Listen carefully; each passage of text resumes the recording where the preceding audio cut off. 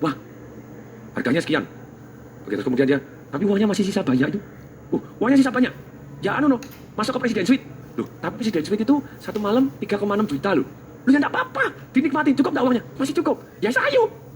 Nah ini namanya menikmati hidup gitu ya. Jadi ketika saya disiplin melakukan aset alokasi, saya juga menikmati yang saya suka. Saya senang keliling ke luar negeri, saya senang tinggal di hotel-hotel yang terbaik di dunia, saya tinggal di Ritz-Carlton di Bali, melakukan talaso yang begitu indahnya, yang terbaik di dunia, ternikmat di dunia misalnya. Taman Jiwo, satu hari, 1 malam, itu sudah 8 juta sendiri. Tapi programnya begitu menariknya begitu ya. Kemudian pagi-pagi, bangun pagi jam 4, langsung pergi ke Borobudur. Kita melihat matahari terbit di atas Borobudur. Oh, so beautiful. Kekayaan alam di Indonesia yang luar biasa, warnanya biru, indah, ada bukit-bukitnya, luar biasa sekali. Kemudian sudah selesai, turun, melihat matahari terbit, makan pagi, kemudian dijemput pagi gajah. Jadi kita naik gajah, bukan 5 menit gitu ya. 1,5 jam menyusurin sungai gitu ya, dengan keluarga saya, dengan anak saya, dengan istri saya menyusurin sungai. Kemudian terus menyusurin sungai, masuk ke sawah, masuk ke kampung, sampai akhirnya kembali ke hotel gitu ya. Jadi kita nikmatin, benar-benar nikmatin something yang orang lain mungkin tidak rela untuk menikmatin. Saya rela dan saya senang ketika saya sudah melakukan aset alokasi. Demikian juga untuk amal, Anda harus amal. Dan kalau kita sudah alokasikan, kita amalnya jauh lebih damai. Dan kalau Anda semakin banyak amal dalam proporsi yang tepat tadi, kenapa proporsi tepat dan tidak tepat? Manusia ada panggilannya sendiri-sendiri. Kalau panggil saya, saran saya begini, Pak, boleh nggak saya kasih semua duit saya dan saya sampai gini? Saya bilang, boleh, untuk amal boleh. Tapi saran saya satu, jangan kawin. Kalau Anda punya anak, Anda punya orang tua, Anda punya istri, punya suami, sebenarnya tanggung jawab Anda panggilannya berbeda dengan orang yang benar-benar fokus mencurahkan diri untuk masyarakat 100% tanpa harus memikirkan keluarganya. Kalau panggilan Anda seperti Mother Teresa, seperti apapun, Anda tidak perlu menikah, tidak perlu punya anak. Anda boleh amal 100%, Anda boleh kok miskin, amal 100%, semuanya Anda kasihkan semua, selama itu adalah Anda menjadi tangan Tuhan dan menjadi inspirasi untuk orang banyak. Tapi problemnya, banyak sekali orang yang miskin bukan pilihan, kepepet, sudah miskin bukan pilihan, kepepet, utangan, sudah utangan, ngemplangan lagi. Itu celaka begitu ya. Jadi saran saya tidak melarang Anda amal 100%, saya doakan kalau Anda amal 100%, bahkan saya bisa membantu Anda, kehidupan keluarga Anda juga, begitu ya. Untuk membantu, saya juga sering kali membantu orang. Tapi dalam hal ini, benar-benar kita pilih secara sadar. Boleh kok kita memilih satu sisi yang berbeda, yaitu kita menjadi kaya raya dan menjadi tangan Tuhan. Dan kita kaya raya, kita amal jauh lebih banyak dibanding pada waktu kita miskin. Jadi kita tetap amal, mulai dari awal kita punya tetap kita sisihkan, tapi di dalam kekuatan kita. Tidak boleh sampai mengganggu amal kita, mengganggu diri kita. Karena kita tetap harus bertanggung jawab terhadap diri kita terlebih dahulu, baru kita bisa sosial jauh lebih baik. Sekali lagi ini pilihan, saya tidak memaksa Anda. Kita boleh memilih jadi miskin tapi menjadi inspirasi orang banyak, dan kita boleh memilih kaya menjadi tangan Tuhan yang menjadi lebih baik, menyentuh orang lebih banyak, amal yang lebih banyak. Jadi saran saya, apapun pilihan Anda, tekuni dengan baik. Tapi kalau Anda memilih jadi miskin, amal semua 100% boleh, tapi saran saya satu, jangan menikah karena anak Anda masih butuh sekolah juga, masih butuh kesehatannya juga, masih butuh segala macam banyak. Nah, di akhir CD yang kedua ini, bagaimana kita punya peternakan uang, saya minta selesai mendengarkan CD ini, tulis, sekali lagi apa? Tulis, oke. Tulis, yaitu berapa persen dari income Anda yang akan Anda alokasikan. Sekian persen untuk sekian persen untuk ini, sekian persen untuk ini. Kemudian Anda bisa melakukan dengan cara misah di tabungan. Tabungannya dipisah di sendiri-sendiri. Kemudian Anda juga bisa, tabungannya sama tapi dialokasi, di catatannya yang dibedakan. Jadi Anda boleh pakai cara Anda masing-masing. Yang paling penting disiplin. Kalau Anda bilang, Pak, saya tidak punya duit untuk ditabung segala macam, saya bilang lebih baik Anda mulai nabung 100 rupiah per hari. Bisa?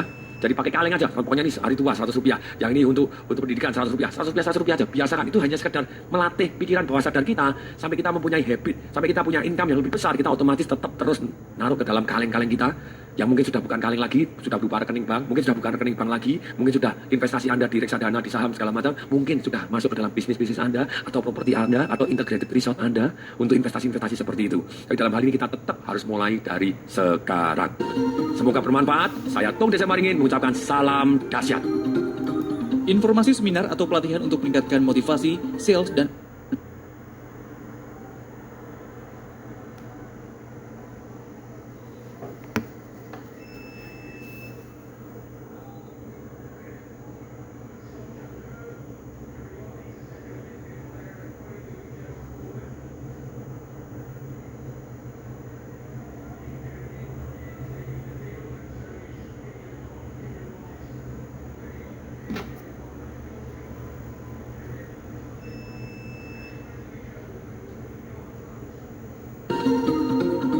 Tung Desem Waringin, pelatih sukses nomor 1 di Indonesia versi majalah marketing, pembicara terbaik di Indonesia versi majalah marketing.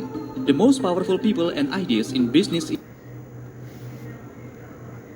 uang.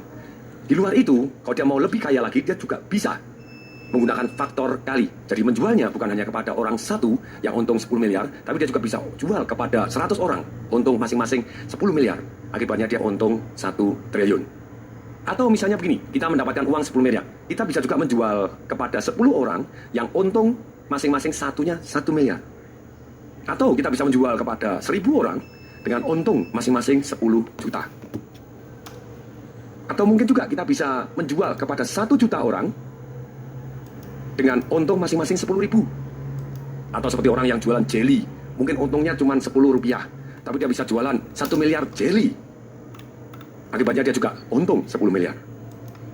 Atau kita bisa juga menggunakan kali dan kali berikutnya. Contohnya begini, kita menjual kepada 1 orang, untung 1 miliar sebanyak 10 kali. Atau misalnya menjual kepada 10.000 orang dengan untung 100.000 sebanyak 10 kali, jual lagi. Atau kita bisa menjual kepada 100.000 orang dengan untung hanya 1.000 rupiah sebanyak 100 kali, dan seterusnya. Fokus orang kaya, bagaimana dia bisa mendapatkan uang ribuan kali lebih banyak dibanding orang biasa dalam waktu yang sama. Orang kaya mempunyai fokus, sadar atau tidak sadar, mereka fokus kepada beberapa hal di bawah ini. 1. Sekali kerja, untung sangat besar, puluhan miliar, ratusan miliar, seperti mengerjakan proyek-proyek besar, membangun jalan, membangun lapangan udara, rumah sakit, menjual senjata berat, pesawat terbang, kapal pesiar, dan lain sebagainya. Atau, yang kedua, mereka fokus beberapa kali kerja dengan untung yang besar, seperti menjadi developer rumah mewah, importir mobil mewah, dan termasuk misalnya ada bengkel yang di awal karirnya mereka sibuk untuk turun mesin ganti oli. Untungnya kecil, tapi pada waktu akhirnya mereka tahu bahwa body repair itu lebih menguntungkan, mereka lebih fokus ke body repairnya daripada bengkelnya ditutup. Yang ketiga, orang kaya fokus mengerjakan atau menjual sesuatu yang untungnya kecil, tapi kepada orang yang banyak dan berkali-kali, seperti membangun perusahaan yang menghasilkan produk atau jasa yang dikonsumsi oleh banyak orang, atau perusahaan secara berkali-kali, seperti pabrik rokok, pabrik mie, pabrik terigu, pabrik baja, pompa bensin. Jadi kesimpulannya, orang yang kaya, mereka berfokus kepada upaya untuk membuat nilai tambah, dan mereka memanfaatkan faktor kali, sehingga sekali sentuh, nilai tambahnya beredar kepada orang banyak, dan mereka mendapatkan uang yang sangat banyak. Mari kita beri contoh dalam praktek sehari-hari. Misalnya, level 1, orang fokus untuk membuat nilai tambah. Orang yang sukses, mereka akan fokus selalu kepada nilai tambah, dalam arti sukses yang mencerahkan hidup orang banyak. Misalnya, ketika mereka membuka usaha bengkel mobil, mereka pasti membuat nilai tambah kepada pemilik mobilnya. Antara lain, misalnya servisnya cepat, memuaskan, lebih dekat dengan lingkungan, lebih murah, lebih lengkap, alat-alat lebih modern, lebih dikenal, lebih ahli dari bengkel yang lain, sehingga pasti mereka mempunyai nilai tambah dibanding bengkel yang lain. Ini hanya level pertama. Mereka akan tetap kaya, dalam arti cukup kaya, tidak akan kaya sekali, karena mereka sudah mempunyai nilai tambah yang bisa ditukar dengan uang. Level kedua, orang yang kaya, mereka juga fokus selain sudah mempunyai nilai tambah, mereka akan membuat faktor kalinya dia yang pertama. Misalnya, bengkel tadi yang sudah begitu larisnya, sekarang mereka memperhatikan faktor kalinya, yaitu karyawannya ditambah, teknologi sehingga pelayanannya lebih cepat. Mereka bisa menerima mobil yang lebih banyak lagi, luas ruang usaha yang lebih besar, sehingga bisa menampung lebih banyak mobil, itu faktor kali. Demikian juga mereka memperhatikan